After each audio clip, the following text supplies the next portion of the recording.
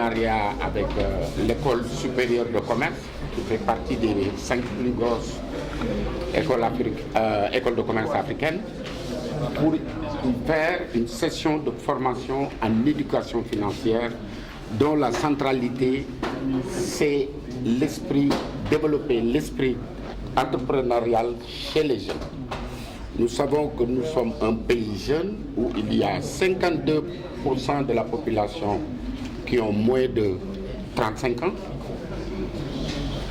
Nous voulons que la promotion de l'auto-emploi et en conséquence, il était impérieux, il était nécessaire d'organiser des sessions de formation dans les écoles de commerce.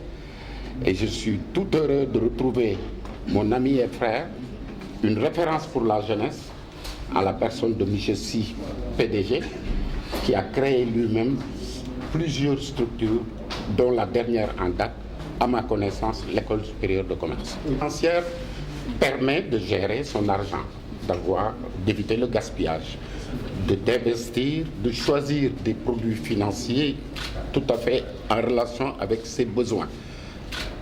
Beaucoup d'incendies dans les marchés, beaucoup d'inondations. Nous constatons que des commerçants peuvent mettre une valeur de 100 à 200 millions dans une boutique sans avoir le réflexe d'aller s'assurer. Nous voyons qu'il y a des masses d'argent, des milliards qui circulent en dehors du secteur financier.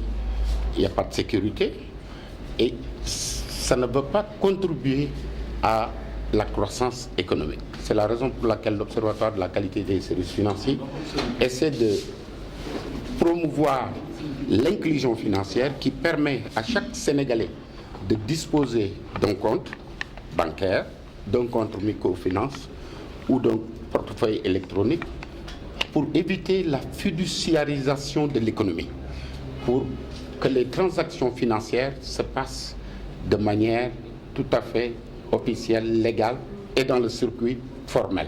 Dérouler un programme d'éducation financière sur toute l'étendue du territoire en relation avec les chambres de commerce, préparer notre jeunesse parce que ce sera la génération la plus riche avec les découvertes des hydrocarbures et l'exploitation des ressources minières, utiliser les écoles de commerce comme des relais de dissémination de l'éducation financière pour la prise en conscience, d'abord permettre aux jeunes de développer l'esprit entrepreneurial, aux populations d'éviter le gaspillage, de connaître les opportunités que cela présente de travailler avec une institution financière, que ce soit une banque, de développer le réflexe d'aller s'assurer chez les populations.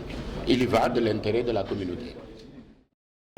L'ensemble des banques de la place, des assureurs, des sociétés de bourse, pour venir parler à nos étudiants de ce qu'est l'éducation financière. Je pense qu'il a bien compris que les jeunes d'aujourd'hui doivent être armés. Et ça, c'est vraiment à saluer.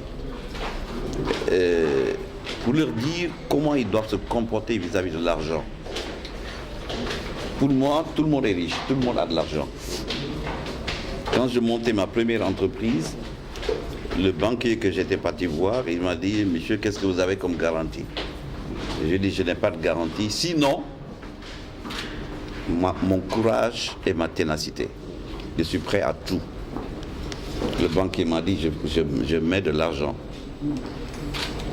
Les actionnaires que j'ai consultés, même question.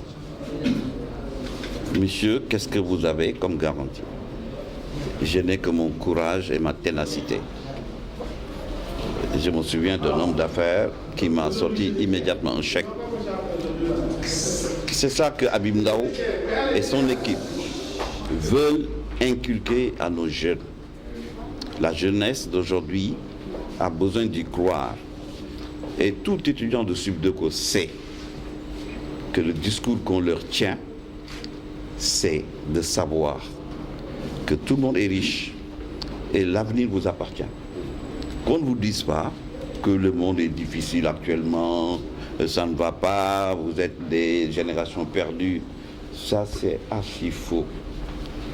Croyez en vous-même, croyez en ce que le monde de demain vous appartient. S'il est mauvais, c'est vous qui l'avez rendu mauvais.